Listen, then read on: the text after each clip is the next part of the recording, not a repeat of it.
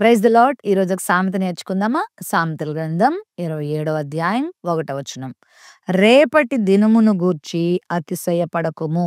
ఏ దినమున ఏది సంభవించునో అది నీకు తెలియదు. చాలామంది రేపటిని గురించి అతిశయపడిపోతూ ఉంటారు. బైబిల్ చెప్తుంది, రేపేమి సంభవించునో మనకు తెలీదు. అంటే మరుక్షణం ఎలా ఉంటుందో మనకు తెలియనంత నిస్సహాయులం మనం. దేవుని కృప ద్వారా మాత్రమే గంటలు చూస్తున్నాం, రోజులు చూస్తున్నాం, వారాలు చూస్తున్నాం, సంవత్సరాలు చూస్తున్నాం. మన జీవితంలో ఈ ఆశీర్వాదాలు పొందుకుంటూ వెళ్ళడానికి కారణము దేవుడే.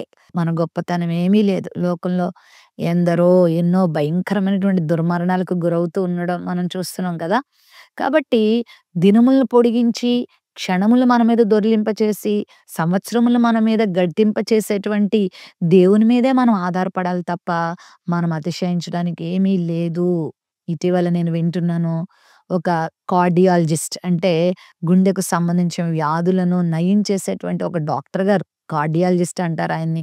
ఎన్నో వందల ఆపరేషన్‌లు చేసి ఎంతోమందిని బ్రతికించాడంట. అయితే ఆయనకి హార్ట్ అటాక్ వచ్చింది. మరి ఇంచుమించు చిన్న వయసులోనే ఇంకా ఎన్నో సంవత్సరాల చక్కని భవిష్యత్తు చూడవలసిన ఆయన హార్ట్ అటాక్ వచ్చింది. ఎంతోమంది గుండెలను బాగు చేసిన ఆయన తన గుండెను కాపాడుకోలేకపోయాడు. ఆయన మరణించాడు. ఏ వైద్యుడైనా, ఏ బలవంతుడైనా, ఏ రాజైనా, ఏ అధ్యక్షుడైనా, ఏ మేధావైనా, సామాన్యులైనా, సామంతులైనా ఏదో ఒక రోజు మనకు తెలియకుండానే మనం వెళ్ళిపోవాల్సిన పరిస్థితులు వస్తాయి. కాబట్టి మనం ఎవరు అతిశయించడానికి లేదు.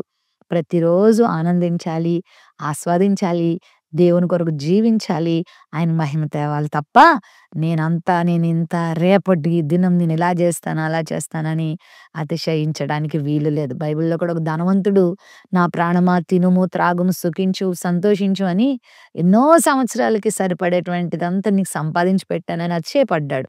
ఈ రాత్రి నీ ప్రాణం అడుగుతున్నానని ప్రభు స్వరం వినిపింపచేసిన తర్వాత ఏమీ చేయలేకపోయాడు.